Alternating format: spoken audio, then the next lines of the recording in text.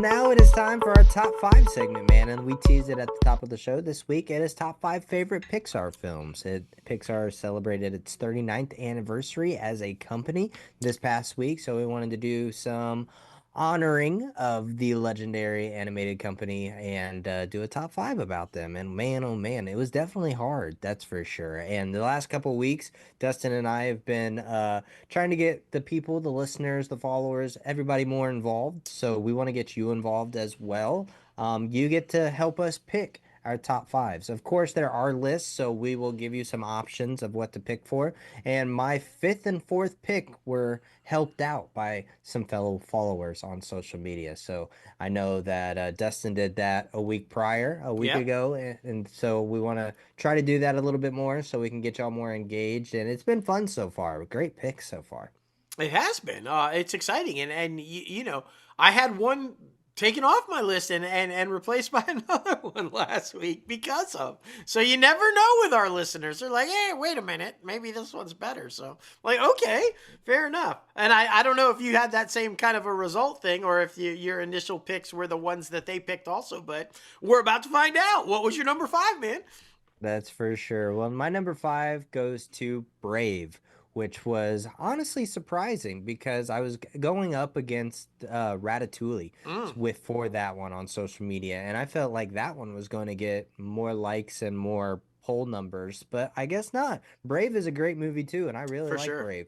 And I mean, I'm pretty sure I cried at Brave, so obviously follows the young woman in Scotland who is coming up and just trying to protect her family and her lifestyle and all the good things. But yeah, I love this film because it was I think this film for me when I was growing up, it definitely showed the independent woman aspect. I don't need a man to take care of me. I can protect my family.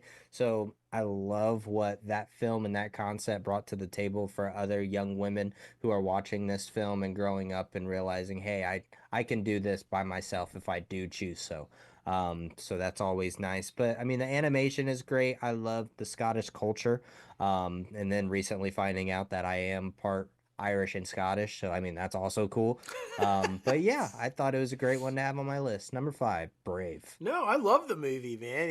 Anytime, yeah, I like we've talked about in the past. I'm a huge history buff, and any type of film that can bring in some history and teach you some stuff about a culture, I'm all in on, man. And Brave was entertaining. They did it in a really entertaining way, and as always with Pixar, I mean, it looked beautiful, and cast was great. And yeah, man, good pick, good pick.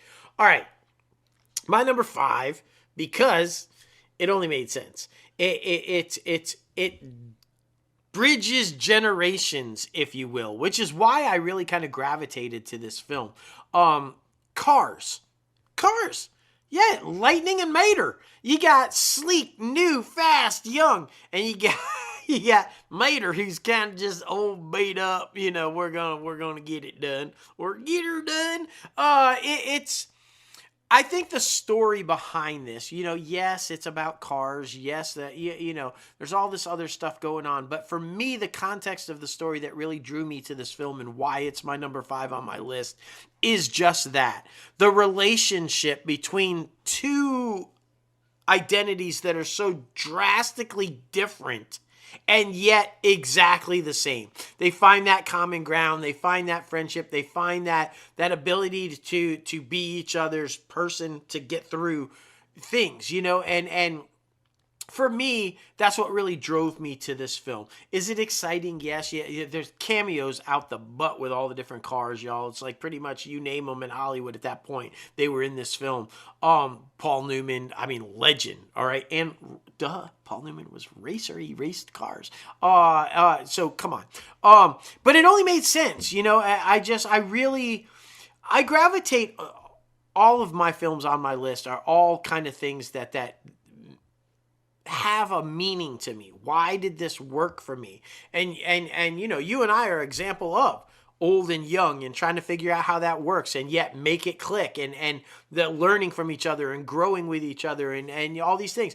That's why I loved Cars. For me, that was the story that I gravitated to. And it worked. It just worked. And yeah, number five. Cars.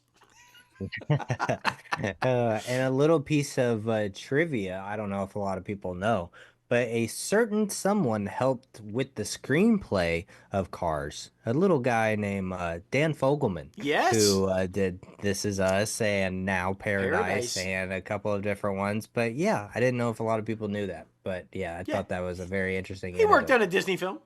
Wait, Yeah. what? hmm. But yeah, it sure did. Oh my goodness. A number four for me, which was also helped pick by everyone out there. This one went up against Coco, and Coco, again, another great movie, Oscar-winning film. Loved it, but it missed out.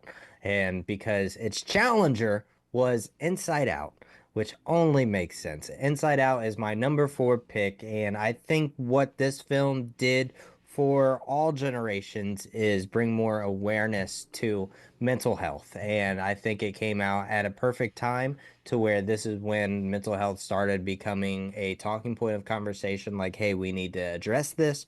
So that's always very important. But I think, adults, children, and everybody in between and above, I think can relate to a certain character when they are going through their emotions, either if it's joy or anger or sadness or, anxiety, especially in the new Inside Out 2.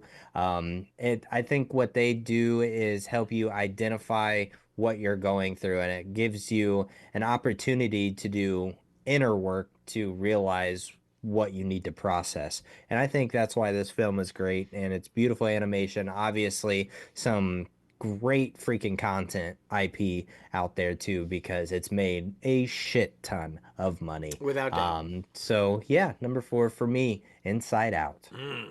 Good choice, man. Great choice. Was there gonna?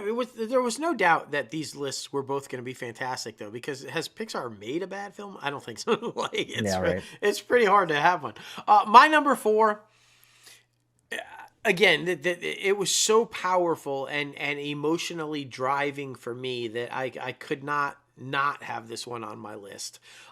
It starred legendary actor who we had the great fortune of interviewing and speaking with and getting to know, Mr. Ed Asner, and I'm talking, of course, about Up.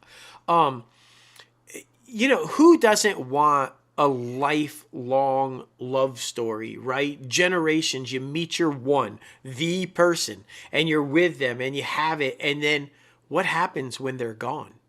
What becomes of you? This film beautifully addresses that very concept of you lose the only person you've ever known truly in your life as the love, the one, always got your back, and now they're not there. How do you move past that? And the story that they tell here, the beautiful love story, but then finding new love, finding new reason to move on, and you can still be relevant. You can still be a part of someone else's life. I think this movie did that brilliantly. And it's a beautiful love story about aging, about love, about youth and what the youth can learn from the elders, and it's just the way they brought it all together. It was really moving and powerful and emotional for me. I teared up during this one a lot, and so it's just I really really loved this film. Up. If you guys haven't seen it, what? First of all, it's an amazing film, but if you're looking at how to pull it all together, why you should listen to your elders and respect your elders and learn from them, and just the values and the concepts that you can bring to life because of them and their love stories and what they've been through, this is the film for you. Up, my number four. Great pick, man. Great pick. My number three goes to Monsters Inc. or Monsters Incorporated, either or. But of course, this one had to go on there. This was like my childhood peak, like freaking ness, I will say. 2001. Yeah, I was 5 years old. So Billy Crystal, obviously John Goodman, the great story of, appreciating people who are not like you and being able to Yes. communicate with different people from different generations, different cultures, and different upbringings than what you had growing up. Obviously, this film was very, very, very popular. It did amazing things for the very beginnings of Pixar and Disney. I when off the top of your head, do you remember when Disney bought Pixar? So okay, so for anybody out there, Disney had a distribution deal with Pixar before they ended up buying it. So they were distributing Pixar films, and then that deal was done, and Pixar was actually shopping other studios to get a distribution deal again. And Iger stepped in and said, why would we allow it, first of all, to go anywhere else? And second of all, why are we only distributing when we could own this bad boy? So I don't remember the exact year, but that's how it went down. He kind of approached Jobs and said, hey, we have this great relationship. We have this great partnership. Let's go beyond what we're doing right now and just bring you into the fold. And that's how that kind of went down. And it was real close to when Jobs died. So it was right around that time. Yeah, I was just wondering because didn't know if it was under the actual Disney regime or just still a distribution. But yes, 2001, great film, and honestly, I hope they do another one. I know they did a second one a couple years back, probably closer to 5 to 7 years back Yeah. now. But this is another historical IP that I think should continue going. I mean, if Toy Story is continuing to go, why couldn't Monsters Inc. continue to go? I feel like that's so fun. But yeah, number three for me, Monsters Inc., one of my favorites of all time. Oh, nice. Yeah, yeah, yeah. And I mean, come on, man. The chemistry between John Goodman and Billy Crystal just slayed. That was perfect casting. I mean, to pull Yeah. off what they pulled off was just brilliant. My number three is the OG. The one that launched it all, the one that brought Pixar into to pop culture and made it a household name. And I'm of course talking about Toy Story. Woody and Buzz, man. Woody and Buzz. I love this film. First of all, I was really young when this film came out. Shocker, y'all. That's how long Pixar's been around. And wow, yeah. Well, I think I was like 24, 25 when this bad boy came Yeah, out. 95. Yeah, so 25. Just mind blowing to me. But I love this story, and I even more so, I have even more appreciation for this story now because basically this whole story is kind of addressing growing up, right? And becoming an adult and what you have to sacrifice when you do that. And the real story behind it is, and this is why I appreciate it even more now because of things I've been going through with my own journey, is holding on to your inner child. There's nothing wrong with holding on to your inner child. You need that child, that youth, that exuberance to function as a successful adult. And that inner child, that kid is going to get you through a lot. And Andy, that's what it's all about. Andy and his toys, it's a full exploration of a child being forced to grow up, but not wanting to abandon his friends, his toys, who he is, what makes him who he is. And how can you not love a story like that? And then, of course, the personalities of the toys, right? I mean, the whole full on, old school Woody and new age Buzz and everything in between and how it all goes down and if you.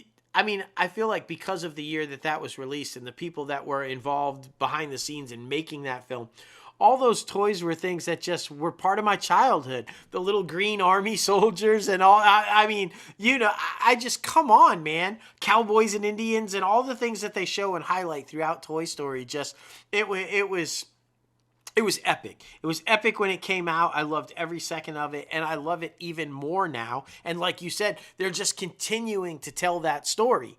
And I feel like there's still more story to tell there. They could probably even come back again if they wanted to. That story's not over yet.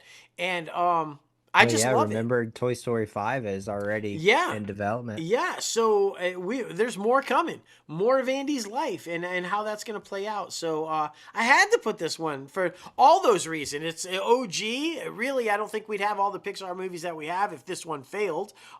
Which no way it was gonna fail. And yeah, just for everything that this thing stands for, man. And go if you haven't. Reclaim that inner child. Play with some fucking toys, y'all. Got my toys everywhere. I love it. Just do it. My number three, Toy Story. For sure, man, for sure. Well, number two for both of us, I mean, this only makes sense. We're super big into superheroes and we love the entire cast of this one. And I think, I remember this being my brother's first movie that he saw in the theaters. I'm talking about The Incredibles. And of Yes, course, it's kind of like, you know, Fantastic Four a little a bit. little bit. And I just, it brings reality. It brings these superhero films like down to reality, I want to say. Just because, everybody is so likable, but also not likable at the same time, going through their own shit. And it just shows you, even though you have this honor, this prestigiousness, things could still be going on in your everyday life and things happen because you're human. And I think that's what I loved about this film. It really showed the humanity of people who we put up on pedestals, even as a society, we basically, like I said, put people up on a pedestal, worship them, actors, celebrities, sports players, but they are also people just going through normal everyday shit, and I think that's what this film described perfectly. So yeah, Um, that's why I love it. well, let me tell you what this film captured, and I hope that Feige and the gang paid attention and watched this film numerous times because this film captures what I think, at least based on that initial trailer that we saw, Fantastic Four will finally get right. This film is a story about a family. Mm-hmm. It is literally that is the it's not a superhero story. It's a story about a family that are happen to be superheroes. This is about a husband and wife trying to figure it out, stuck in a job they hate, trying to raise kids. One of them's going through an identity crisis because she's at that age and she's trying to figure it out. One of them is just batshit crazy who wants all the attention. Is just like kind of this is what everyday families go through. And that's what this film was about. And it's all about learning to be a family unit and how to function together and how to learn from each other and grow. And what I really like about it is, like you just said, they're flawed. All families are. We all have things that just maybe ain't great, but you love them anyway and you learn to deal with it. And that's what this film does so beautifully. And that's why I was drawn to it so much. Hell yeah, it's superheroes. Yeah, they have cool powers. Edna Mode was badass. She's awesome.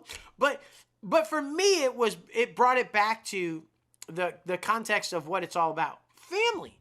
This is a family driven film with a family unit that the story is focused on. And for me, that's a win-win all the way around. And I'll be honest, when I was telling people what our category was, this is the one everybody thought was going to be my number one. It was a no-brainer. It's like, oh no, he loves family, he loves superheroes, he's a geek. It's going to definitely be Incredibles. Nope. But it could have been my number one. And so yeah, I'm glad you put it as your number two also. It's an amazing film. The sequel was amazing. I'm hoping that a third one comes out. There's more story to tell there with that family too. So let's see it. And yeah, I'm glad this is in the Disney fold because, like I said, I think that Marvel and all the gang there can learn from this film.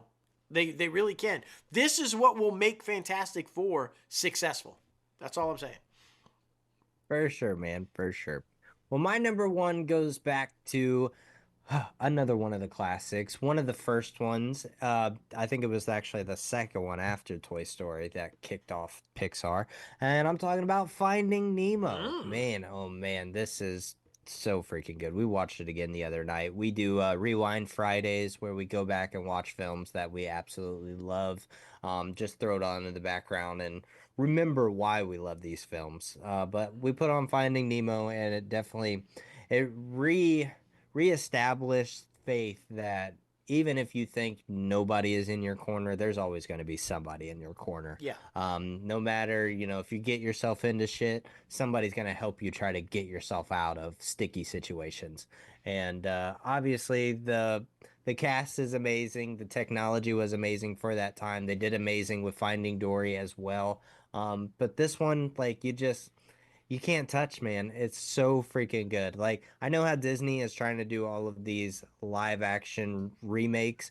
I don't think they should touch any of the Pixar films. They Mm-mm. should just keep those what they are, because I mean, with their live action remakes, it's just another step into CGI, in which these are already CGI animated films. So there's really no point to touch these films.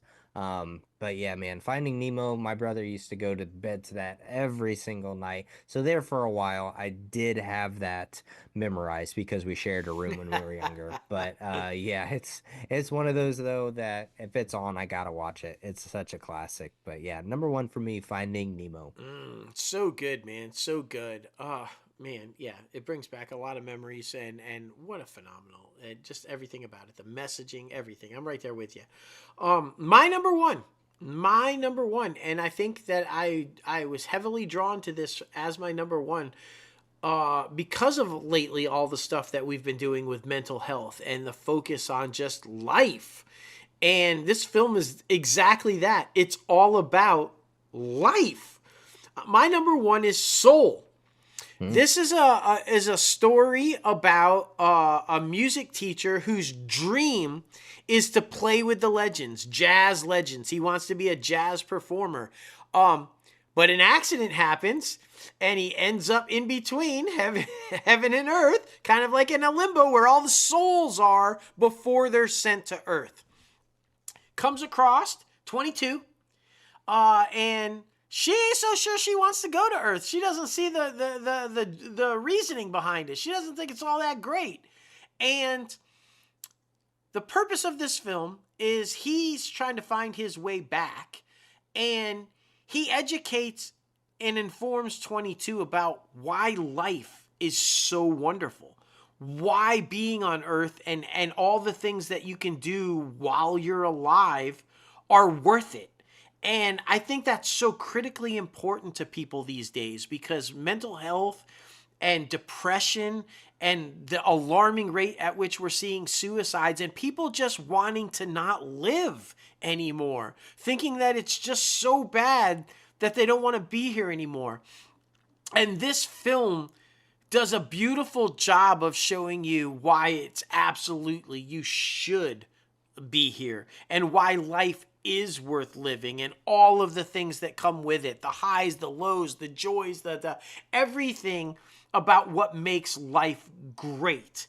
And when you throw in that storyline, the phenomenal performances by Jamie Foxx and Tina Fey, and then the music, holy cow, the jazz music in this thing throughout just has you. It just gives you all the feels. I cried throughout this whole thing. I think I was so heavily invested because of losing my little brother and wishing that he was still there, and at one point in my life wanting to be dead and being with him there and not understanding the reasoning of what it meant to still be alive, and the things that it was just really powerful and emotional for me, and it just played a lot. But the landscape of Harlem, and the sequences where you see the music just going through New York City and all, this is a beautiful film about life. And I highly recommend it to anybody who has never seen it, because it's just brilliant and beautifully done. Soul. And I mean, come on, guys. Live life. Go for it. Live the dream. That's what it's all about. Enjoy every second of it, because you don't get to stay here forever. It's a blink of an eye in the real scheme of things. And we should be living it every day, man. And I love this film. Soul. Number one. Completely agree, man. Completely agree. Well, that's our top five segment, man. And we want to know, what's your favorite Pixar film? Please be sure to comment below in the comments section. Add us on Twitter, Threads, or any of the social medias. And we would love to hear your interactions. What did we leave off the list, right? What did we Yeah, leave off the list? Because there's a lot out there. for That's sure. for sure. A lot down there on the cutting room floor. That's for sure.